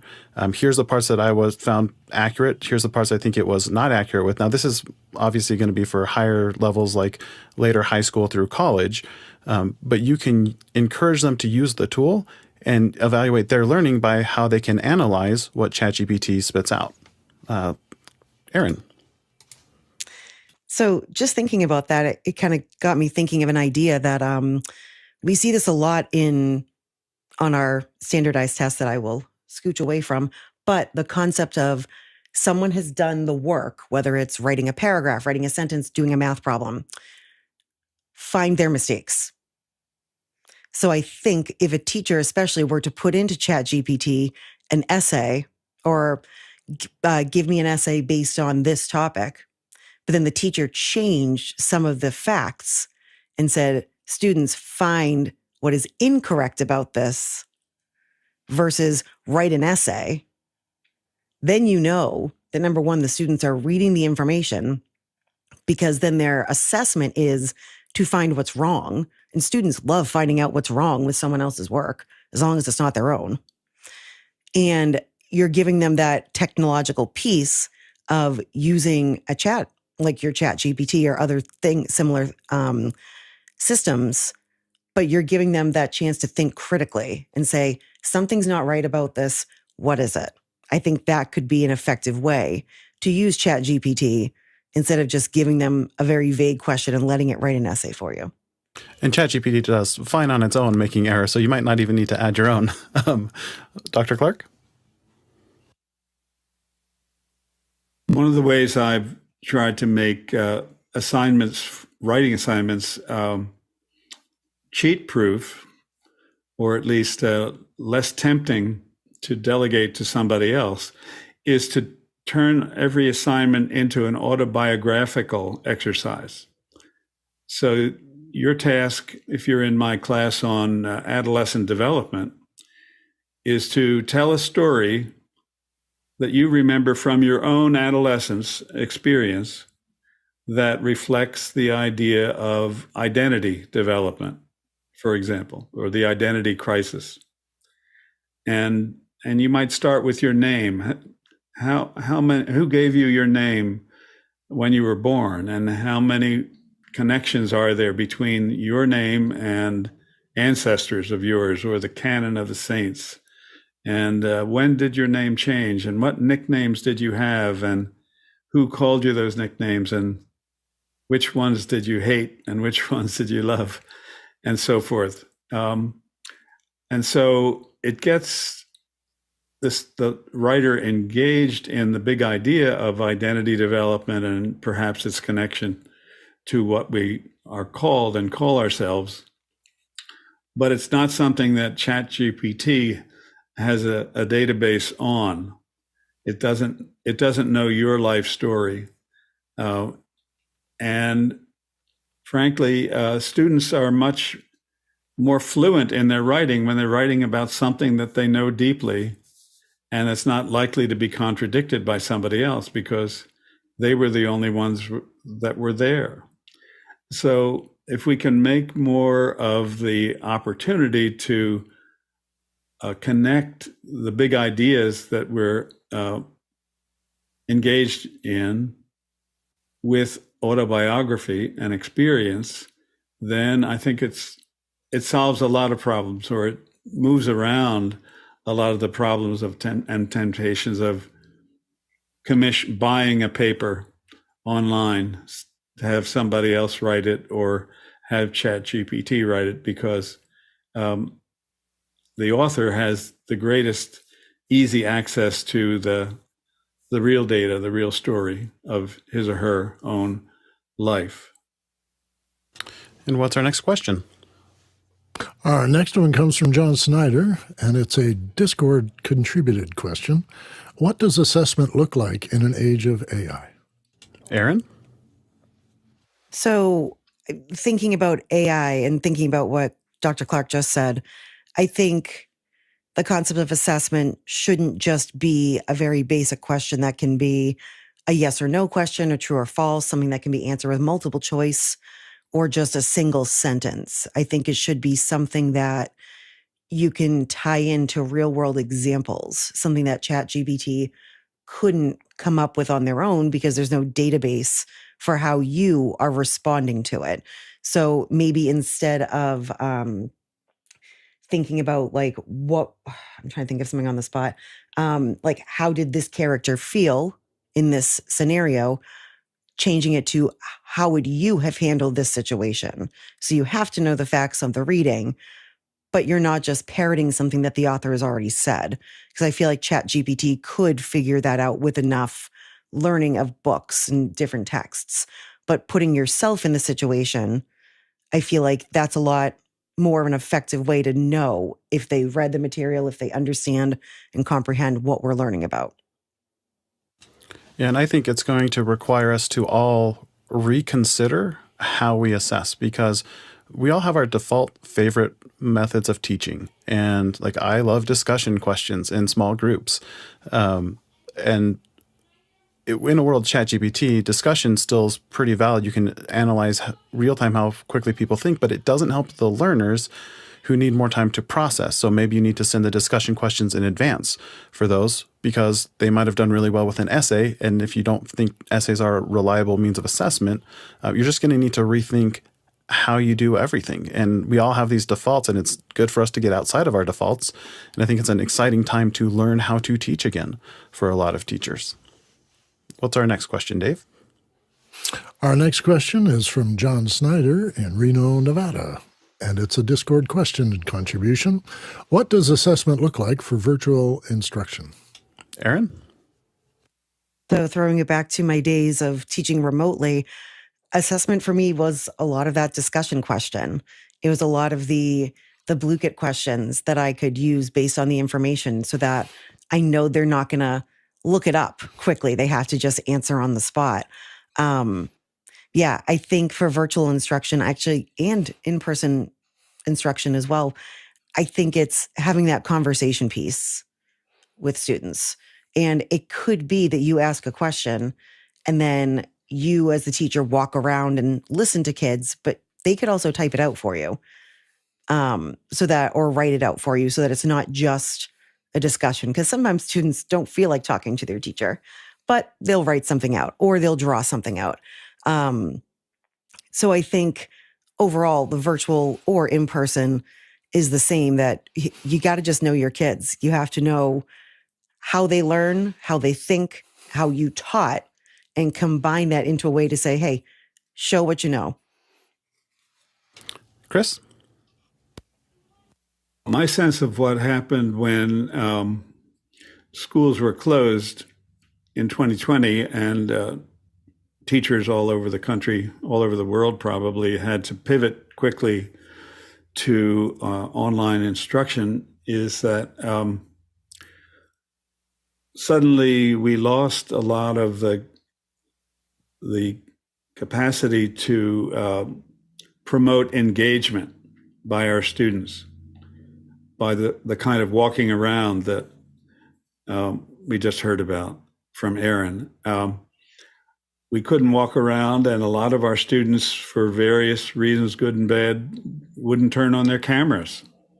So we lost even more ability to do our own assessment of how this is going. Is anybody out there? Are they really engaged, or simply logged in because they're required to log in to be credited with presence for that day or for that class? So I think that the sort of what I would call dynamic assessment of the teacher, sort of asking, how is it going? Are we engaged? Who is engaged? Who's being left out? Who's being left in the dust? Is a bit more challenging in live streamed online education or virtual instruction.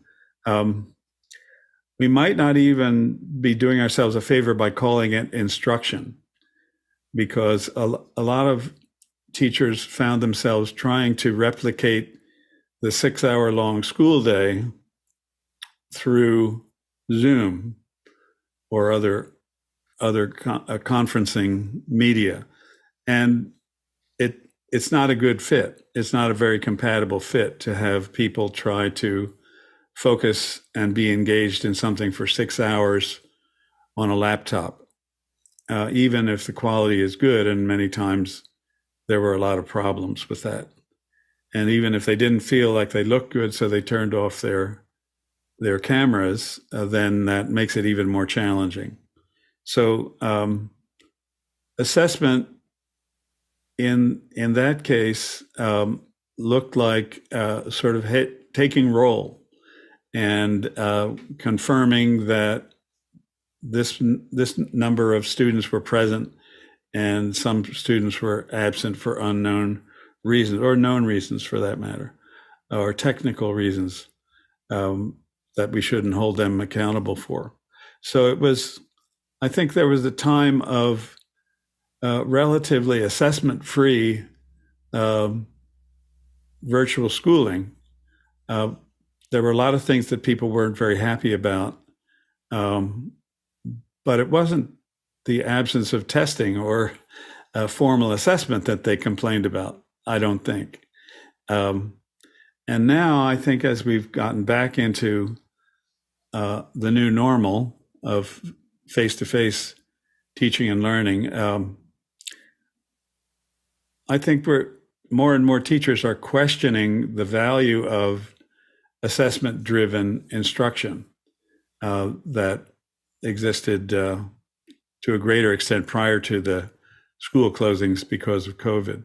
So it's still a work in progress to answer this question about assessment. What does it look like for virtual instruction? It's too soon to tell, in my opinion, but it's certainly grounds for further inquiry, further research and experiments, and sharing of things that are working for some who are still doing, or perhaps for the 30% who aren't showing up again in some public school districts and who may well be in a virtual learning environment as an alternative. Well, and maybe those virtual environments just showed what was happening in the classroom environment and parents saw it. So could be. That's our next question there, Dave. It's another contribution from Discord. How is assessment different and the same for adult learners versus children? Go ahead, Chris. It's both different and the same for both adults and children. That is, there's some facets of assessment which are common across the age range. And basically that is that the learners are looking to show themselves at their best, unless they're discouraged, and that happens a lot. And whether those learners are adults or children. And so that's one of the commonalities. We want to be at our best. I think we've also gotten into a competitive sort of athletic contest model for performance on assessments, that it's so easy and so tempting to rank people. And even to many colleges and universities have worried about what's called grade inflation, that more and more students are being given A's. And they treat this as the same way that you would treat the debasement of a currency. An A doesn't mean the same thing as it used to mean. So we, the university, are going to give guidelines to professors that say there should only be 10% A's, and there should be 20% B's, and the average grade ought to be C or 2.0 and so forth. So forcing it onto a normal distribution. Even if everybody learns a lot, there's pressure to make it look like we're being rigorous here. We're not giving out A's for showing up. We're only giving out A's to the top 10%, like we were when we were in school. And so I think that may be a problem that's more conspicuous in higher education and maybe secondary education than it is in for younger kids.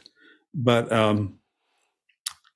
the other similarity and difference in children and adults as learners being assessed is that I think we have more of a chance with young learners to use assessment opportunities as learning opportunities.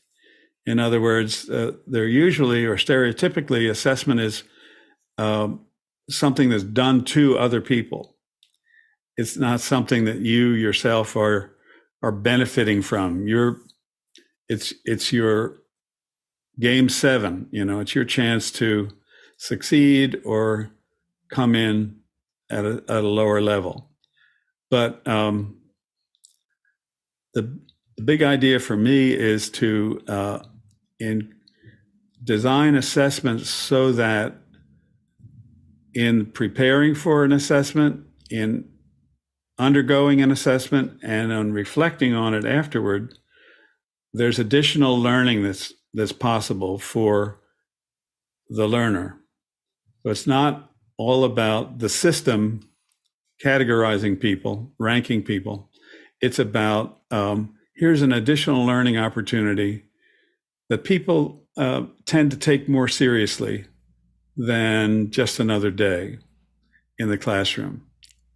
So if we can start with younger students treating assessment as a learning opportunity and make that part of the culture of schooling, then I think that will continue to benefit older learners or adults, that this is not a threatening, scary opportunity to show your faults or where you fall short.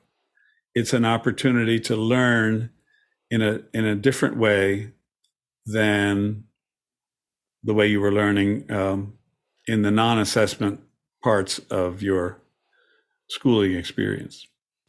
Go ahead, Dave. Well, I was going to take this in the realm of expectations, that people conducting assessments have expectations that are different for adults as they are for children. And as Aaron is often talking about, you take into account the personality and the capabilities of that student. The other side is the expectation of the people being assessed, what they expect to get from the assessment. With adults, it's a little easier to explain that this will advance you professionally, or this will give you a chance to apply to another job or or join a different team. And the assessment of your performance and how well you picked up those skills and what you learned from that course is going to help you in a career or in your life. With children, it's simply a way of making sure they're keeping up with everyone else and that they're not hampered or misunderstanding what's being learned. Sometimes when people are being assessed and they're asked to do multiple choice questions or to write a short statement about something, they sometimes get the question wrong. They don't understand the question. They do understand the subject. It's just that this question seemed a little difficult. So our expectations for children is more simplified and probably, as Dr. Clark says, probably a periodic assessment to show where learning opportunities might come in and maybe change the strategy for learning is probably more applicable to younger people. But as we're adults, we often are more focused on outcomes than we are in process. And therefore, it's a little different in assessing that. And what's our next question? Our next one comes again from Douglas Carmichael. What assessment techniques are most effective with neurodiverse or intellectually challenged students? Aaron? So many of my students are neurodiverse, and I'm a neurodiverse person myself. Again, it kind of ties back to getting to know your student, getting to know how they learn, how they're able to share information with you.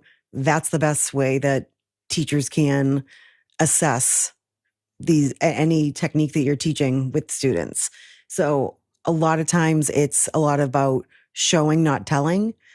Like instead of students having to write out the steps in something like how to make a grilled cheese, maybe you might want to bring in the materials and say, tell me, how would you make a grilled cheese, to make sure that no children are near open flames and the teacher can do it instead of the student. But having them do whatever's best for them, whether it's writing, drawing, or speaking, whatever's the best for them, that's how teachers should take any bit of assessment. Yeah, individual assessment is the gold standard if you can achieve that. What's our next question, Dave? It's from Gordon Lake in Los Angeles, California. Can a machine be more objective in assessments than a teacher? Thoughts, Aaron? I think it can be.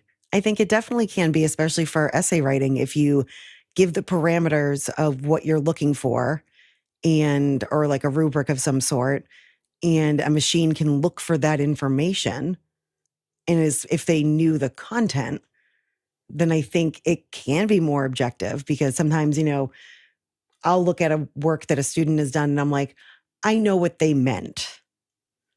And I'll give them the credit when someone who is totally unbiased wouldn't give them that credit. So I definitely think that machines can be more effective in objective.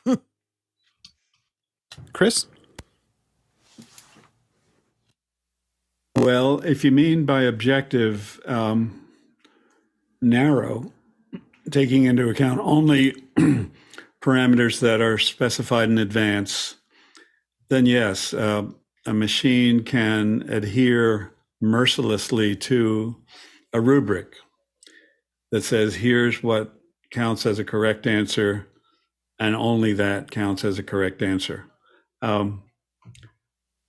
But is objectivity a good goal? That's the question. What are we accomplishing by narrowing the boundaries of what counts as a good answer or a correct answer or valuable evidence about learning? That I think it goes beyond the boundaries of any one instrument or one question or even one opportunity for assessment. It might be that if I'm getting over a bad cold, that the timing of assessment is not going to show my full capabilities, not because I didn't learn it, but because I'm depleted or distracted by my health condition or my hunger or whatever the situation might be, my anxiety about being tested or assessed. And so the question is, do we want to treat that information that a human judge, it's essentially clinical information, can bring to bear, or do we want to throw that out and say, well, that we don't want to count that in the name of efficiency? We would like this to be done by a machine who is unaware and unswayed by these what we would define as peripheral factors or irrelevant factors. So yes and no, or be careful what you wish for. Yeah, and it's also important to remember that we're all biased, and we're the ones who are feeding the machines the data set that they're learning from. Dave, what's our next question? Our next one's from Douglas Carmichael.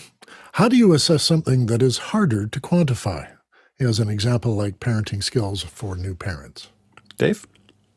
Well, I'm going to stay away from the parenting skills one because I've never assessed parenting, so I'm going to not touch that one. But actually, years ago, I learned of a test for creativity. And it was to have an assembled group of people that you want to test for creativity. And you put a brick on the table and say, okay, give me as many things you can do with this brick as possible. And the people who were more creative or had a broader understanding of the various things that make us creative were able to come up with as many as 20 things you could do with this brick. And other people found 3 things. And that's a form of assessment. It doesn't tell you a lot about the personalities involved or their level of experience and the other assessed things that you need to know. But it was a unique way of dealing with a very abstract thing that you want to learn about. And challenging your staff every day and giving them problems to solve is a great way to assess the intangibles. The way people take to critical thinking, how they lean on other people for new information, how they explore, how do they just go for an answer, or do they explore the whole subject and then come up with their own answers, that sort of thing. I've worked with some geniuses, some truly genius people in the past, and I had a tough time assessing them because they ran circles around me. And what's our next question?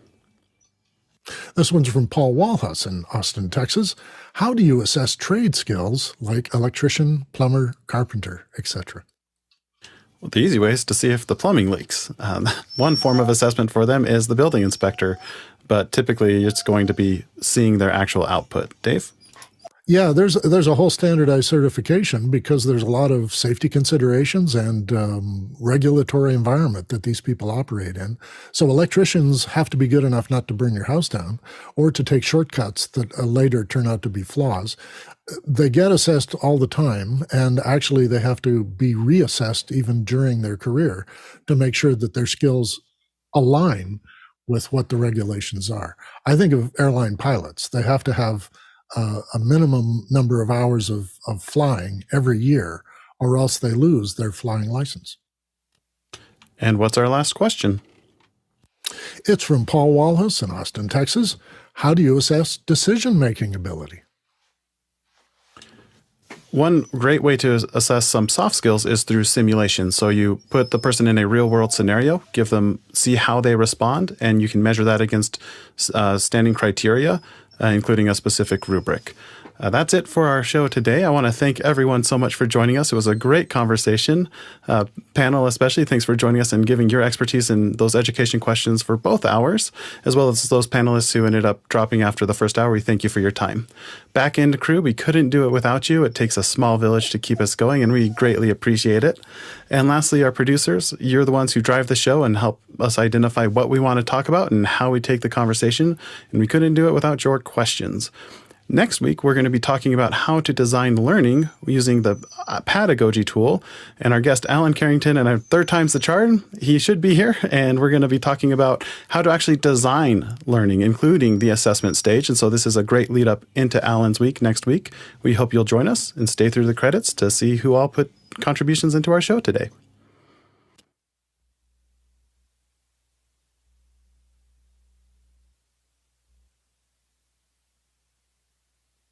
And now my dog's dead silent.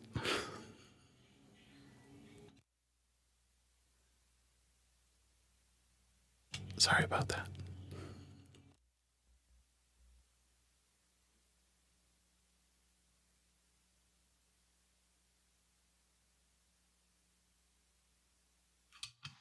Well, we would have to assess his performance. Strong performance for about an hour and 58 minutes. Yes, that's right. He did very well. In the higher percentile.